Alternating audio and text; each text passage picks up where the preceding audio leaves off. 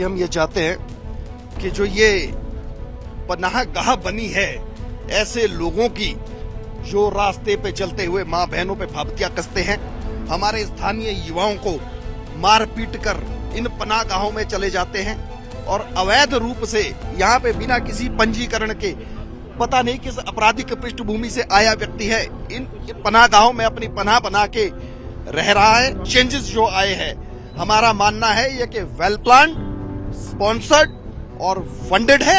इसकी high level पे जांच होनी चाहिए, इन्वेस्टिगेशन होनी चाहिए।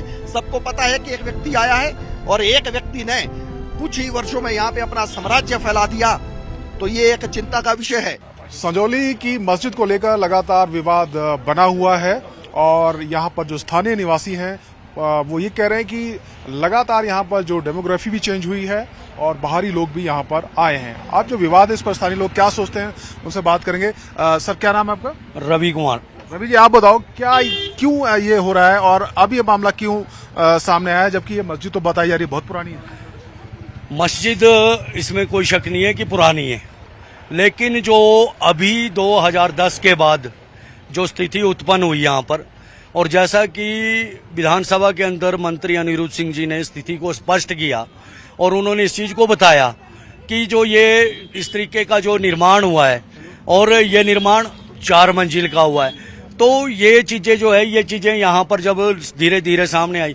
दूसरी बात जो है, बाहरी लोग जब ये अपना बाहर से जो लोग आते हैं उनका रजिस्ट्रेशन, उनका उस तरीके से जो यहाँ पर चेक होना चाहिए था, उस चेक को लेकर जो है वो चीजें नहीं होती रही है और हुई नहीं हुई, उन चीजों को लेकर शासन और प्रशासन का दायित्व बढ़ता है।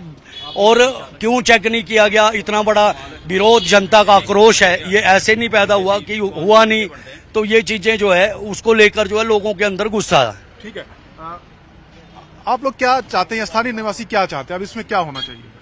देखिए, स्थानीय निवासी हम ये चाहते हैं कि जो ये पनाहगाह बनी है ऐसे लोगों की जो रास्ते पे चलते हुए माँ बहनों पे फाबतियां कसते हैं, हमारे स्थानीय युवाओं को मार पीट कर इन पनाहगाहों में चले जाते हैं और अवैध रूप से यहाँ पे बिना किसी पंजीकरण के पता नहीं किस आपराधिक पृष्ठभूमि से आया व्यक्ति है इन पनाहगाहों में अपनी पनाह बना के रह रहा है। तो आप कह रहे हैं मस्जिद नहीं पनाहगाह है?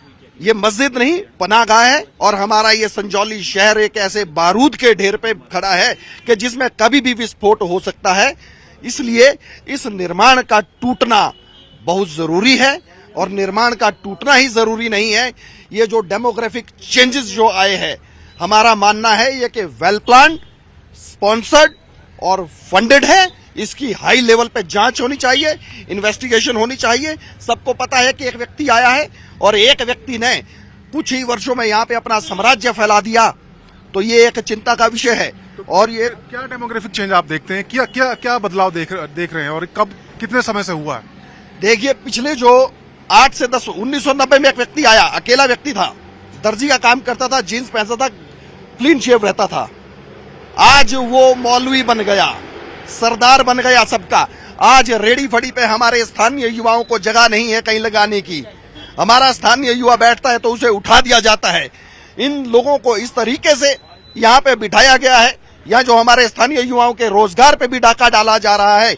और सबसे बड़ी बात यह है कि इतनी असभ्यता, मैं कैमरे पे मुझे बताने में भी शर्म आ रही है और संकोच हो रहा है। जब हमारी माँ बहनें गुजरती है, उनसे किसी चीज का भाव पूछती है, तो और वो पीछे से किस प्रकार की फाबतियां कसते हैं वो लोग, ये बड़ी शर्म का विषय है। ठीक है, तो रोज चाहे रोजगार की बात हो, सुरक्षा की बात हो, ऐसे तमाम इश्यूज हैं जो यहाँ उठाए जा रहे हैं। सर, क्या नाम है आपका? डी शर्मा।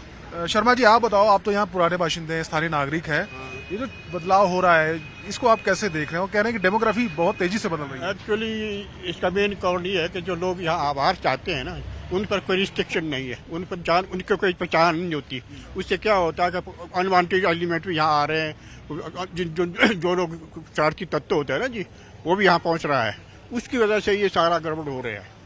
उस पर सबसे जरूरी चीज़ ये है कि उन लोगों पर सरकार को चाहिए कि उन पर बंदिश लगाए और रजिस्ट्रेशन में कराए, जो आ रहे हैं उनके रजिस्ट्रेशन में कराए, कौन आ रहा है कौन जा रहा है, ताकि इस तरह के कोई दुर्घटना ना घटे। तो क्या ये जो मस्जिद बनी है, निर्माण हुआ है, ये वो जो बाहरी लोग आते हैं वो सिर्फ यहाँ आते हैं पहले, उसके तो वो मस्जिद में ठहरते होंगे ना, कुछ इस तरह के लोग होते होंगे, तभी तो झगड़ा तो यहीं से शुरू हुआ ये। बाकी मस्जिद का निर्माण का जहाँ तक बात है, ये तो एडमिनिस्ट्रेशन को देखना चाहिए ना कि क्या हो रहा क्या नहीं हो रहा, कि गलत तो नहीं हो रहा है कोई बात। ये तो एडमिनिस्ट्रेशन का काम है, गवर्नमेंट का काम है। 2010 से कह रहे हैं कि निर्माण शुरू हुआ था, 14 साल हो गए लेकिन कोई एक्शन नहीं हुआ। तो ये तो गवर्नमेंट की नालायकी है, इसमें तो कोई हम कह सकते हैं गवर्नमेंट को एक्शन लेना चाहिए इसमें। हिमाचल प्रदेश एक बहुत शांत प्रदेश माना जाता है, लोग बड़े मेलजोल से रहते हैं, लेकिन ये जो कुछ घटनाएं हुई हैं इसको आप कैसे देख रहे हो, क्या कारण है? जनाब, आपने ये देखा कि जैसे आप बोल रहे हैं कि हिमाचल बहुत एक शांत प्रदेश है, ये झगड़ा हुआ क्यों? इन्हीं लोगों ने हमारे एक कोटखाई के लड़के को मारा, जिसका सिर फाड़ दिया। किस बेस पे बढ़ा वो तो अब वही बता सकता है। तो झगड़ा वहां से ये पहुंचा, फिर यहाँ पर पहुंचा, फिर तो आगे से आगे चलता गया। क्योंकि जब यहाँ पर ये आज अगर आप ये होता ना तो आप यहाँ से नीचे पैदल नहीं जा सकते थे। आज के दिन कोई यहाँ चल नहीं सकता, इतने आदमी यहाँ पर कितने लोग आते थे? कम से कम हजारों में पहुंच जाते। ये तो जो यहाँ पर लोकल लोग हैं जिनके यहाँ पर मकान बने, उनसे पूछो। फिर मजे की बात ये, जब सरकार की है जमीन तो आप इसमें कब्जा कैसे कर रहे हो? अभी ये यहाँ पर दुकान है, अगर इस आदमी की ये दुकान है, मैं यहाँ बैठ जाऊं तो मेरा कब्जे से मेरी नहीं हो जाएगी। ये जो मालिक है वो मालिक ही रहेगा। ये नहीं है कि अब वक्फ बोर्ड आ गया जी, फलाना बोर्ड आ गया, ढमकाना बोर्ड आ गया। आज तक केस किसी और के नाम से चल रहा है, जब वहां पर पता किया उसका कोई लेना देना ही नहीं था। कॉर्पोरेशन के अंदर 44 पेशियां लग चुकी है और रिजल्ट 0 है। अब रिजल्ट इनको करना पड़ेगा। कल आपने देखना कि कल रिजल्ट इसका क्या होगा कॉर्पोरेशन के अंदर। अगर रिजल्ट आपके मतलब जो आप लोग चाह रहे हैं वैसा नहीं हुआ, फिर क्यों नहीं होगा ऐसा? देखो ना जी, अगर तो हम जब कागज ये बोल रहे हैं कि ये हिमाचल सरकार के हैं, जमीन जो है हिमाचल सरकार की है, तो क्यों नहीं होगा रिजल्ट इसके फेवर में? उन्होंने तो कोई अपनी नौकरी तो नहीं गंवानी होगी कि उन्होंने गंवानी होगी, या उसके बाद आगे भी दरवाजे हैं, कोर्ट है, हाई कोर्ट है, ऐसा थोड़ी है। एक सवाल ये भी है कि भाई इतनी पुरानी मस्जिद है, 2010 से इसका निर्माण शुरू हुआ जो ऊपर की बिल्डिंग में, तो स्थानीय लोगों ने आवाज नहीं उठाई? आवाज उठाई, सुनता कौन है? अगर आवाज ना उठाई होती तो 44 पेशी कैसे लगती? 44 पेशी आवाज उठाई गई, लेकिन इन्होंने काम को रोका नहीं। वहां से भी इनको नोटिस आते हैं, रोकना चाहिए। हाँ, इनको रोकना चाहिए था। नहीं, अगर मैं अवैध कर रहा हूँ तो मैंने रोकना है काम को। इन्होंने गवर्नमेंट थोड़ी आनी थी यहाँ पर रोज ही। अभी यहाँ से एक और ये नीचे को एक रास्ता है, अभी यहाँ पर और अभी मैं देखने गया हूँ, अभी उसको बंद किया जा रहा है। इन्होंने तो ऐसे ही बना रखे, ना जाए जहां मर्जी से, जहां से इनकी तबीयत करे वहां से जाओ। लोकल आदमी देखा आपने? कोई चौक से लेकर यहाँ पर कोई बैठता, सड़कों से आदमी नहीं चल सकते। शाम को अगर जब ट्रैफिक होती है, स्कूल से बच्चों को छुट्टी होती है, यहाँ से चलना मुश्किल हो जाता है, क्योंकि जिन्होंने चारों तरफ दुकानों को कब्जा कर रखा है। ज्यादातर लोग बाहरी हैं क्या इनमें? बिल्कुल, ज्यादा तो नहीं, 100% सारे देखिए आप, सारे बाहरी है। लोकल तो है नहीं इसमें बंदे, लोकल तो गिने चुने होते इसके अंदर जी बंदे। तो देखिए स्थानीय लोगों का गुस्सा है, उनका कहना है कि ज्यादातर बाहरी लोग हैं। दादा क्या नाम है आपका? पवन कुमार है जी। पवन जी, आप बताओ, आप तो यहाँ के स्थानीय निवासी हैं, ये जो मस्जिद निर्माण और वहाँ से बाहरी लोगों का आना, क्या सोचते हैं आप लोग? देखो जी, ये जो मस्जिद है ऑथराइज है, और दूसरा जो है ये बहुत पुरानी है, और पहले प्रशासन की भी कुछ कमजोरियां रही हैं, और उसके बाद जो हमारे ये जो मतलब मस्जिद है ऑथराइज है, जो पेशियां चली 44 पेशियां चली है, 44 पेशियों में मतलब तरीक पे तरीक चलती रही है। और अब जो है प्रशासन पहले सोया था, अब जागा है, और जो हमारे जो ये हम तो ये शक में है कि भी ये टूटेगी। आप चाहते हैं कि टूटे? हाँ, टूटे। और ऑथराइज तो ऑथराइज है, कानून का जो फैसला होगा हमें मंजूर होगा, और कानून ही जो करेगा। और कल इनकी जो है फैसला आना है, उसके बाद जो हम देखेंगे कि क्या है।